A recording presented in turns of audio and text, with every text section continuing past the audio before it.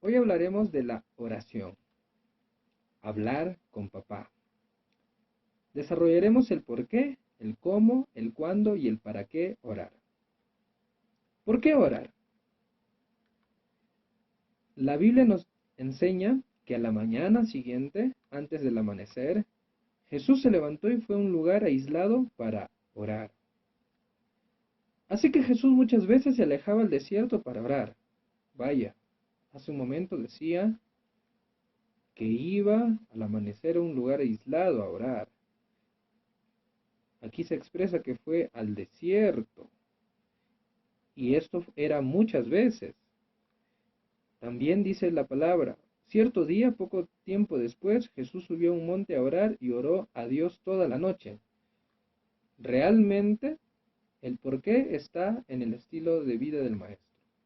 Si decimos que somos creyentes, necesitamos orar como el Maestro lo hacía, porque esto ha sido parte de su estilo de vida. Ahora, la Biblia también nos dice, cerca de 8 días después, Jesús llevó a Pedro, a Juan y a Santiago a una montaña para orar. Y mientras oraba, la apariencia de su rostro se transformó y su ropa se volvió blanca, resplandeciente. Mira, este hecho de que el maestro orara tanto fue también oportunidad para que su divinidad se exprese. Entonces recuerda que el porqué está en que Jesús mismo lo hizo. Y si Él lo hizo, nosotros necesitamos orar. Pero, ¿cómo orar? Una vez Jesús estaba orando en cierto lugar.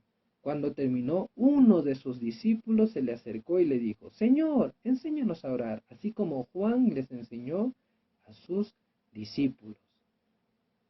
Mira, a ver, fue tan impactante este estilo de vida de oración del maestro que uno de los discípulos llegó a preguntárselo. Y por esta curiosidad, por esta pregunta, nosotros tenemos una forma de orar enseñada por el Hijo de Dios, por el Cristo, por el Mesías, por nuestro Salvador. Veamos. Jesús dijo, deberían orar de la siguiente manera. Padre, que siempre sea santificado tu nombre, que tu reino venga pronto, danos cada día el alimento que necesitamos y perdónanos nuestros pecados, así como nosotros perdonamos a los que pecan contra nosotros. Y no permitas que cedamos ante la tentación. Ahora vamos a ver qué principios hay en la oración que nuestro Señor nos mostró.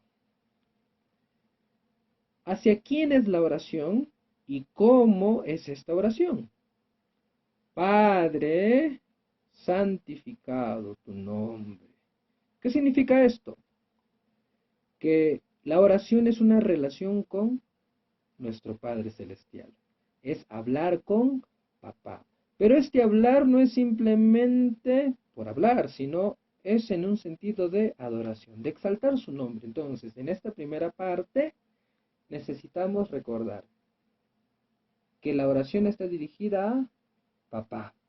Podemos decir, papito lindo, Dios todopoderoso, eres bello, eres hermoso, gracias porque empezamos con la adoración, dirigida hacia el Padre. Sigamos. ¿Por quién empezamos a orar? Mira, ve que dice que tu reino venga pronto, danos cada día el alimento que necesitamos. Pues mira, ve, en la oración hay intercesión antes que la petición. Dios ya sabe lo que necesitamos, pero primero debemos de pedir por otros y por otras. Que sea primero su reino en tal familia y tal persona y tal ciudad y tales circunstancias. Debemos de pedir que Él sea tomando el control. Y luego pedimos justo aquello que necesitamos. ¿Qué más contiene la oración? Fíjate, aquí tenemos el qué de mí, por qué y qué de nosotros. Veamos, ¿a qué se refieren estos 3 puntos? De nosotros tenemos que pedir restauración. Señor, perdóname en esto, perdóname en lo otro. Tenemos que reconocer cada una de nuestras acciones. Él es Padre, Él perdona, Él restaura, pero tenemos que abrir nuestra boca y decírselo. Ahora, esta restauración tiene mucho que ver con la reconciliación, porque si nosotros no perdonamos a otros, la Biblia misma lo enseña, Él tampoco nos perdonará. Y mira, ve, y yo le digo, Señor, quiero que me perdones en esto, así como yo he perdonado en esto. Hay una condicional. Finalmente, tenemos el sentido de la protección. Dios sabe que estamos siempre expuestos a situaciones diversas. Por eso necesitamos pedirle que nos guarde, que nos cuide. A ver, entonces, recordemos y veamos. Jesús mismo enseñó a cómo orar. Recuérdalo, tenlo muy en cuenta. Y la oración, nuestra oración debe de contener relación, adoración, intercesión, petición, restauración, reconciliación y protección. Tenlo muy en cuenta. Nuestra oración podría ser más o menos así. Papito, eres bueno, eres precioso, te pido que seas tú reinando en, soy específico, luego paso a mis necesidades, a las necesidades de las personas que tengo cerca, luego paso a ponerme a cuentas con Él y pedirle que me ayude a estar reconciliado, o de repente si es que he ofendido a algo, en ese momento yo se lo estoy diciendo, pero recuerda esta parte. Y si yo quiero restauración, debo de estar en constante reconciliación con aquellos y aquellas que tengo cerca a mí. Finalmente, debemos de pedir nuestra protección. Esta oración, en otras versiones, la sabemos de memoria, pero debemos de recordar estos elementos que debe de tener nuestra oración. Continuemos. Ahora pasaremos a cuándo orar y para qué orar. Los alumnos, dice la versión Nueva Traducción Viviente, o discípulos, no son superiores a su maestro, pero el alumno que complete su entrenamiento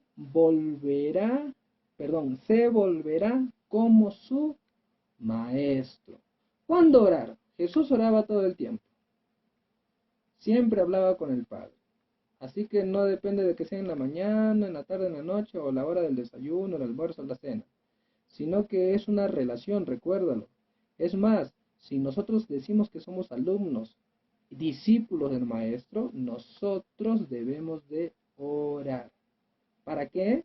El propósito del cristiano es ser como Cristo, parecerse a nuestro Maestro. ¿Cuándo orar? Entonces recordemos todo el tiempo que podamos.